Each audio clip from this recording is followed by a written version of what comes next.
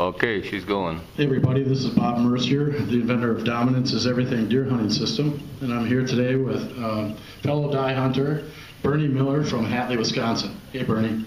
Hi Bob. Bernie's here. We're at a seminar in Green Bay, Wisconsin. We have about 15 people showed up, and they're learning advanced tactics on how to scout to get a monster buck. Now Bernie, you've got 3 bucks in just as many years hunting with my scrape system, which you've now adopted.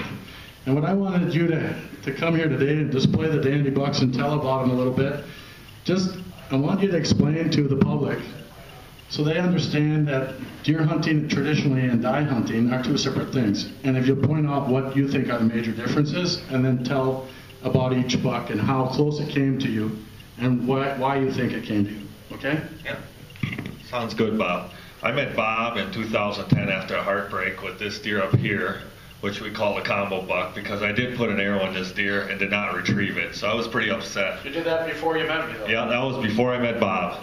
I went to Bob's seminar in November, I think it was the 30th, and learned how to hunt like a die hunter, not a conventional hunter. I have not entered the woods with my bow and arrow at dark hours, either in the morning or at night. I hunt during the day. I do not hunt anymore in the dark. Congratulations. Yeah. That's an awesome thing. I made a nocturnal hunter into a daytime breeder. And I mean, I'm a night hunter. When I used to hunt at night, I hunted late. So I strictly bow hunt during daylight hours. This buck here was shot on November 24th in 2010 at 4 o'clock. The landowner called me on the Saturday before. He had not allowed me to hunt since I arrowed this buck. I went there on Saturday because he told me I could hunt Sunday because he had seen nothing. So I went there, dumped the urine down, got ready for the hunt on Sunday, went there Sunday, sat at 4 o'clock. This buck had come to the scrape, and I suck with a rifle, so I let this deer come 25 yards away to put a 7 mag in him and finish this project that started way back in freaking October, so I was really excited to bring this one home. He's a dandy 10-pointer, and what county of Wisconsin was that? That deer was shot in Marathon County.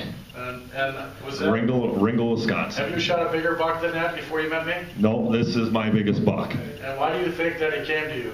I would have to say because of the tactics I used at getting to the stand and not alerting him, and scent system with the urine on the ground. I'd have to say it was strictly because of the scrape. Because the Dominance is Everything scrape, it makes dominant bucks hunt you. It also makes the competition a dominant buck has come to you as well. And they compete, and the winner is what you get to see. So Bernie hunted, and he saw an awesome buck. Now he had shot it with an arrow a couple of weeks before he met me, and he asked me, will that buck come back? And I said, if he's king, he will. Yep, that's exactly what you told me. He came back, so it was pretty awesome. Now, Bernie shot 2 other bucks since then, and this Bernie, having 3 bucks, put you in the ranks with me and Tom Earl. There's only 2 people that I have knowledge of in the United States that have shot 3 bucks with the system so far. So you're in the top 3 as far as how many bucks you've killed. Now tell me about this animal briefly. The next one I shot was this one here. This one was killed in 2010 or 2012 during the archery season. He was shot on the 2nd day of my hunt. I had actually seen this deer the day before just trailing a doe. They were together, and I had a bigger buck that was walking towards me on the backside of the scrape, and he spotted these 2 and actually started following. So it's pretty cool to see that. But heartbreaking thinking that he wasn't going to come back. But the next morning I had come out there, did my thing, got there probably about 7:45, got up in my stand, hung my backpack, started looking around, and I had several small bucks. I think a total of 6 juvenile bucks, pecking order bucks, walk through. Can I stop you? I always tell folks that when they hunt in a doe bedded area or within 80 yards of a bedded doe or a bedded fawn, you're going to see juvenile deer, including yearling bucks and yearling does. But when you hunt away from them, which I teach you is more than 80 yards, away from the nearest deer bed, yearling bucks are a random occurrence, but yearling fawns and does don't come by.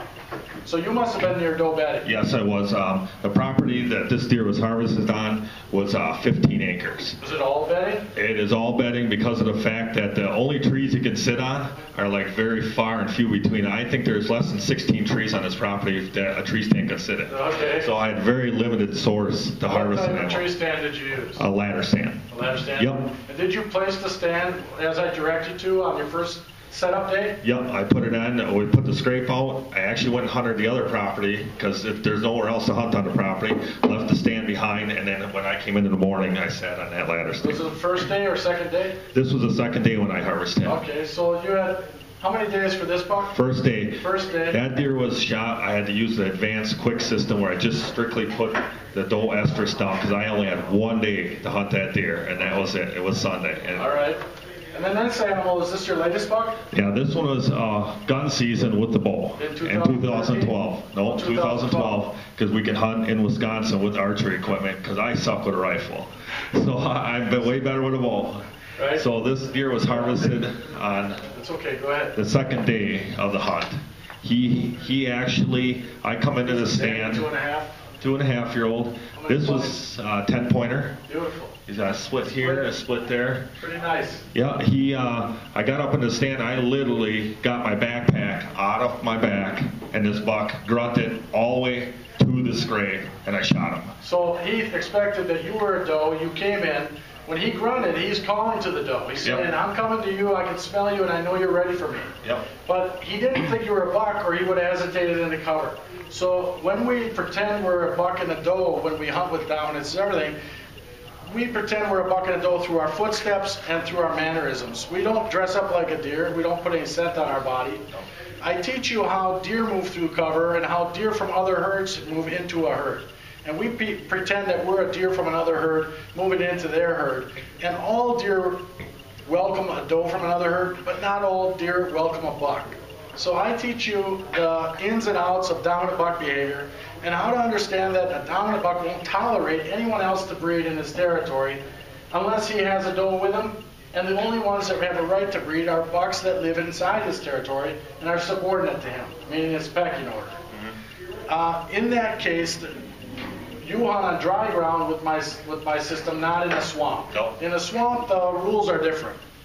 Unranked monster bucks can live in a swamp, and they have a right to breed there. But the dominant buck doesn't breed in the swamp. He breeds on dry ground, so they share space together. Okay. You've got 3 awesome animals, 3 awesome hunts. How many days together were you actually in the tree if you add them up? Well, 1, 2, 4, 5 days. 5 days, and these are the 3 nicest or very nice bucks of your life. Do you have anything that compares to these 2? I got one 9-pointer, but that was my first buck I took ever with the bow, and I was 25 or 26 years old at that point. Okay, how old are you now? I am 42. And did you hunt every year in between? I hunted, I think I hunted from the age of 12 all the way until 20. I quit for a little while because we were living in town, and then when I met Dawn, I had a friend that was into hunting. He owned land. He got me back into it. So you've been hunting for over 25 years. Yeah. And you've got 4 bucks that are as big as these 3 and 1 more. I got these 3 and 2 more. 3 more, 2 2 more. more, yeah. So in 3 years of hunting with this, or 2.5, was it 3 years? 2010. 2010, 2011, 2012, he's bagged 3 bucks. They're considered 2.5 and older. I know this is a 2.5. That one looks like a 3.5 or a 4.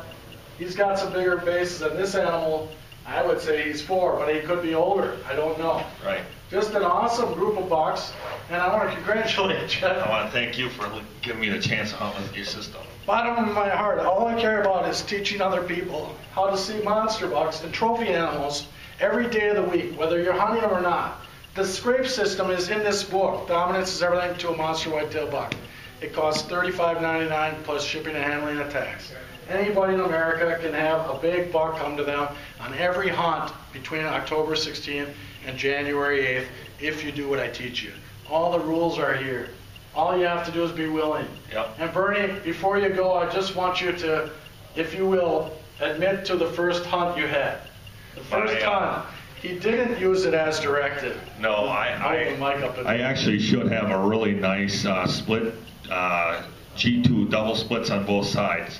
I sat in a tree the first day. You know, you're always skeptical, so you're sitting there watching this dripper, and the dripper quit at noon. I'm like, God dang it, it ran out of scent, and now I'm not going to see nothing the next day. So here it happened to be that. I want to stop him. I teach him, and I only taught him in maybe 2 hours, and we didn't have a book, so he had nothing to write down. I taught him to quit thinking like a human. You're not supposed to sit there and look at a dripper and say it's not dripping. Yeah. You're supposed to say, I got in a tree and the dominant buck thinks I'm a deer, and he's coming looking for that deer, and I'm above his line of sight, and he can't see me, smell me, or hear me, so I'm invisible. But Bernie is a first-time hunter, is stressed out. Bob says that all I got to do is this, but I haven't seen anything yet, and is that thing working or not? Right. Okay. So the next morning, it just happened to be the way the wind was and the way I had to approach the stand, that I had to walk past the dripper to get to my stand. So I had actually stopped at the dripper and checked it. I laid my bow down on the ground with the arrow. I had the dripper in my hand and looked over to my left, and here this buck stood 15 yards away staring at me. And he was a 12-pointer, and he was at least 19 inches wide. I got pictures of him. I could actually send them to you. Can you estimate his score? I would say that buck could be in the high 160s. And so you were convinced right then and there that you did this stuff right, but you made a mistake. But I made one mistake, and that's the mistake is to never go back to the scrape after you walk away from it the first time. Yep. Okay. Well, I'm glad you figured it out, because you're setting the stage for thousands of deer hunters in the future. Thank you so much. Thank you, Bob. Sorry, guys, I'm not a wuss. I just, from the bottom of my heart, I wrote this book and self-published it because I knew that society, including professional hunters and the hunting industry, would not believe it if I talked it out. And I believed that people would take it from me. The only way to protect it was write it, publish it myself, and give it to people that are willing to read it, learn it, and use it the right way, and let us all prove to everybody it's real. And that's what we're doing. I've sold 2,400 books in 2 years. I had 700 sold before I wrote it. There's over 3,000 people that hunted with it. I've only met 9 people that shot a buck that wasn't Pope and Young. Every other buck scored 125 or better. It's a really awesome system, and I think every deer hunter can use it with success. Thank you very much, Bernie. Thank you, Bob. God bless you. Push the